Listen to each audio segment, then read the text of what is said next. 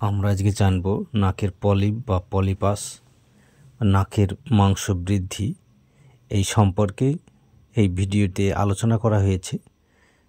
তবে এই নাকের মাংস বৃদ্ধি কিছু ভুল তথ্য হিসাবে আমরা নাকের মাংস বৃদ্ধিকে পলিপ বা পলিপাস বলে থাকি।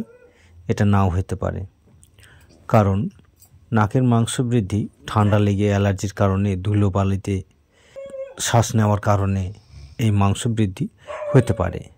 তবে এগুলো নেজাল স্প্রে বা স্টেরয়েড বা অ্যান্টিহিস্টামাইন নেজাল স্প্রেতে এগুলো কমে যায়। আর যখন দেখা যাবে কমছে না, মাংসটা বৃদ্ধি আছে বা ক্রমাগত বাড়তে বাড়তে নাকের ছিদ্র শুরু হয়ে যাচ্ছে, শ্বাস নিতে কষ্ট হয়, সেই ক্ষেত্রে সে পলিপাসের বা পলিপসের ট্রিটমেন্টের দরকার আছে। অ্যালোপ্যাথিতে এর ট্রিটমেন্ট হচ্ছে অপারেশন করা। হোমিওপ্যাথিকে দুটো ওষুধ আমি বলবো, এই দুটো যদি ব্যবহার করেন দ্রুত এটা কমে যাবে এবং একবারে সারানো সম্ভব।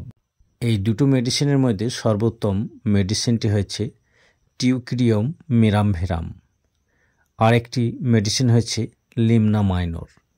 এই দুটো ওষুধ যদি বেশ কিছুদিন ধরে এটা চালিয়ে যাওয়া হয়, এটাকে সারানো খুবই দ্রুত সম্ভব। টিউক্রিয়াম মেরামভেরাম এটা 200 পাওয়ার বড়দের জন্য 200 পাওয়ার দিনে 2 বার খাবার অন্তত আধ ঘন্টা আগে 5 ফোঁটা করে খাবেন।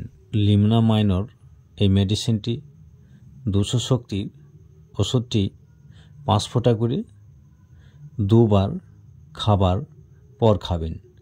এই ওষুধটি কম করে 1 মাস মতো চালিয়ে যান, তারপরে এর 1000 পাওয়ারের শক্তি প্রয়োগ করতে হতে পারে। শিশুদের ক্ষেত্রে এর ডোজ হবে 6 CH থেকে 30 CH।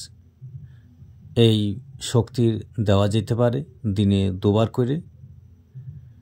আমাদের এই ভিডিওটি ভালো লাগলে লাইক, শেয়ার, কমেন্ট এবং সাবস্ক্রাইব করে সঙ্গেই থাকবেন। কোনো প্রবলেম বা সমস্যার সম্মুখীন হলে অবশ্যই কমেন্ট বক্সে লিখে জানাবেন।